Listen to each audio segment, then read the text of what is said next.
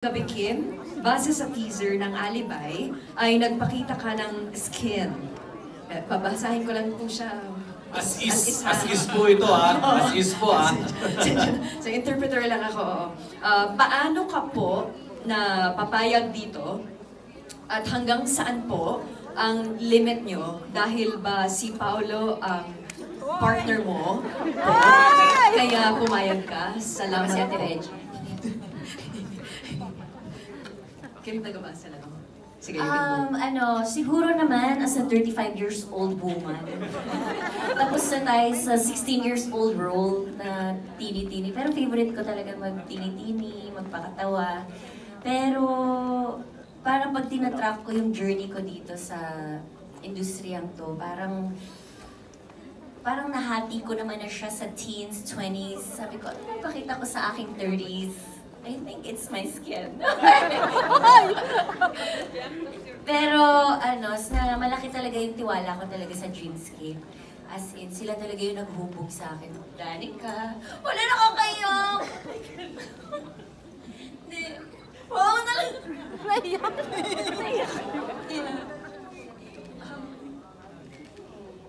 Hala, bakit? Hindi naman siya ginawa it's artistic way. Medyo mahirap na gawin, pero ba't ako naiyak? Love you, Kimi. Gusto ko lang magpakita ng bago at sa mga nagsasabing hindi ako marunong sa ganitong klaseng role. Ito na yun. So, I want to prove all of them wrong and that I can do more than what they know. Sa Dreamscape. And of course, si Pao din naman, malaking tulong din siya dahil kita ko naman yung respeto niya sa akin. And sa mga director namin na inaalagaan yung mga shots and yung mga cameramans namin, sa mga nag-iilaw, ang ganda ng launching ng body ko, thank you so much. And sa nag-choreo sa akin, thank you. Sa gym trainers ko, thank you so much. Pero more than the skin, it's parang more than the skin, it's what's inside me and what I want to show to all my supporters. And kung kakaroon man ng bagong supporters, maraming salamat. Actually, follow-up question dito for Pao. Reaction daw dito, same question. Just following up from this question from Reggie Punuan.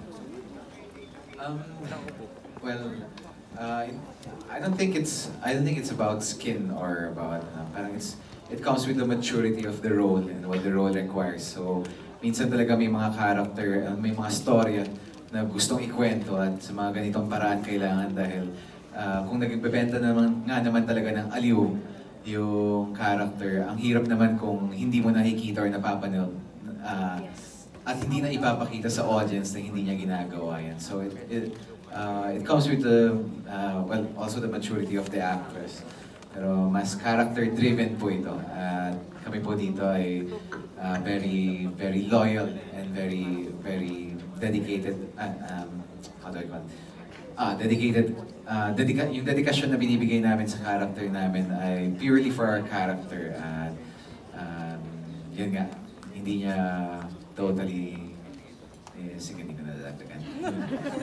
And of course, that's mastering the craft. Thank you so much, Kim and Pao, for answering yung buena mano nating mga katanungan. Ngayon naman po para kina Direk Jojo and Direk Onat. Direk Jojo, ang inyong pong question is from social media.